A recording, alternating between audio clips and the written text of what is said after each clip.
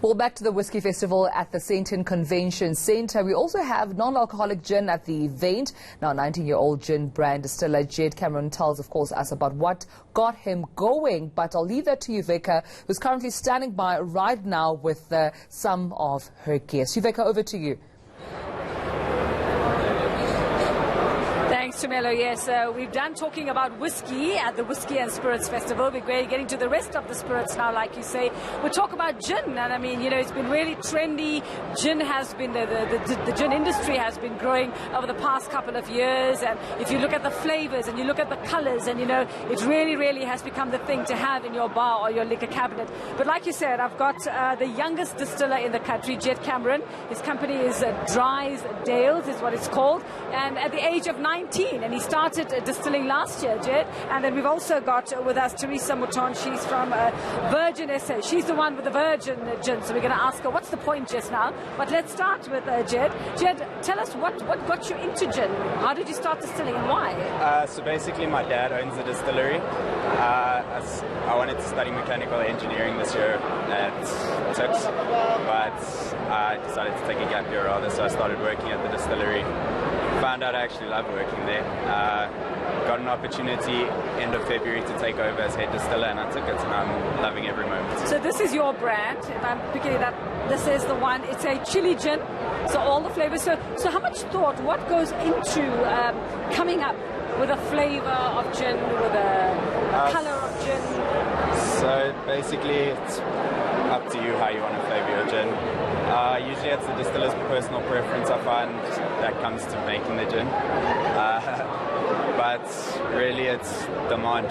So we found an opening in the market with chili because there's no other chili gins really. I think we're going to try. It's very noisy here with all the people getting into the mood here. Tumelo, so we'll get Jed to talk into the mic. Thanks. So yeah, the chili gin sort of came as a joke at first, but then it grew popular, and so we carried on making it, and now it's actually our best-selling gin. All right, well, let's find out from the person who makes the Virgin gins, Teresa. Everybody out there going, okay, if you once liked the taste of gin or the smell of gin, why would you want to drink something that doesn't actually have gin in it, but looks and tastes like, or smells like gin or tastes like gin? Because a lot of people, for a lot of reasons, can't drink like they were 21 anymore, you know. Particularly my husband was diagnosed as a diabetic, and we were huge entertainers, and he said, well, I've got to stop drinking now. And the choices that was available were just dismal, you know, and we really wanted something that would remind us of a good quality gin, something that you could sip, not a cool drink type of thing, you know. Okay, so that's why we really wanted to make something that's really healthy. So the gins are properly distilled. We use 4 times as many of the traditional gin botanicals in the distillation process. Each one of the 21 ingredients are individually steam distilled and blended and submicron filtered and pasteurized. Wow, so this is probably the most virginal virgin gin that you will get. It's so concentrated that you only need 25 mils. So the Virgin goes twice as far as any other brand as well. So it takes more work to make a Virgin gin than it does to make a real gin. It does actually, yes, yeah. So how long does it take you to make one of these bottles? Well, the actual, after we've sourced all the ingredients, it takes about 8 to 9 days to have a final bottle. Yeah. And does it taste like gin? It tastes exactly like gin. We've had a blind tasting competition 2 weeks ago where we won hands-free. People couldn't distinguish between the traditional London Dry and our Michelangelo winning London Yes. Fantastic. And then you also have these premixes. Yes, you know, I think South Africans want to go to a braai and just grab something out of the freezer or out of their icebox, and something that's refreshing, but also doesn't have a used zero on it, so that everybody looks at you and says, why, you know? And then you get interrogated all night. Yeah, so we made a mojito and a lavender Cosmo. Yeah. So this one is refreshing, energizing. It tastes exactly like a mojito. Okay, too many gins there. What's he having?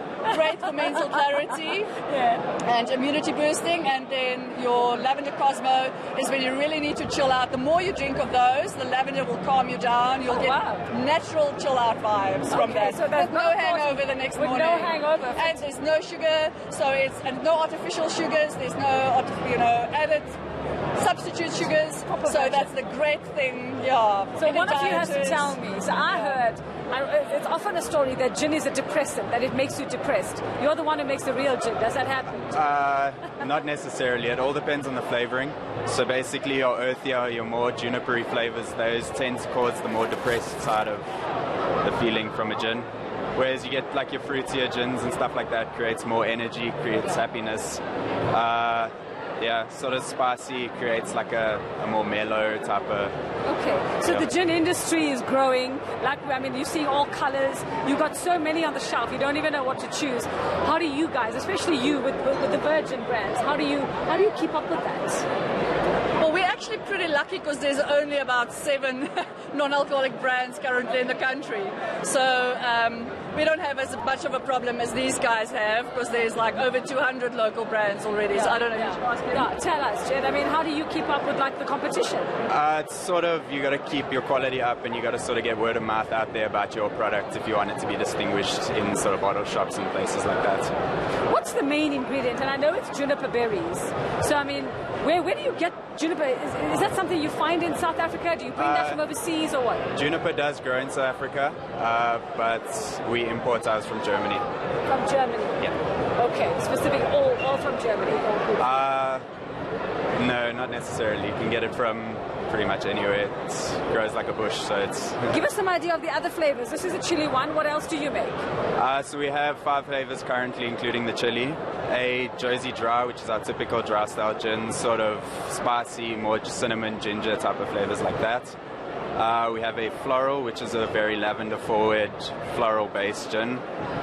A citrus, which is more of a zesty citrus than your usual overly sweet fruits side of the citrus. And a slow gin, so it's a sipping gin. You drink it just neat over ice. Pretty much nothing you've ever tasted before.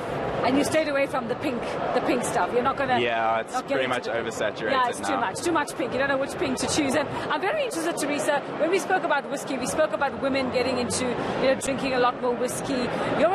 Can we call you a distiller even though it's virgin? I mean, It's distilled. It uses exactly the same process. Okay. So, we're looking at job creation, we're looking at creating employment. I mean, are you seeing, and how many other women do you know who do this?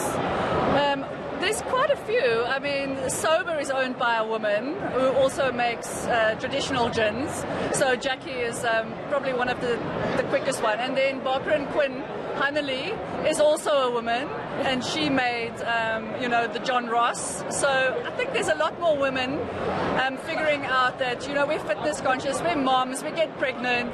There's lots of reasons and stages of our life when we can't drink, but we don't want to feel left out, you know? So I think a lot more more girls will get into the non-alcoholic side of things as well. Great stuff. Well, wonderful. Well, there's an idea if you're looking for something to do in your gap year as well. And you're going to stick with it, right? This is what you're going to do now. Yeah, Fantastic. very likely. Well, thank you very much, guys. Thank you so much. We'll let you get back to your stands. I'm sure that there are lots of people. They're neighboring stands, so they're neighbors. They've been neighbors for 3 days and firm friends now. Thank you so much. Thanks a lot. All right, Tumelo. So here we go, talking about the gin. It is a huge market, but of course, as we heard, when it comes to the non-alcoholic market, quite limited as well. Job opportunities if you're looking for them.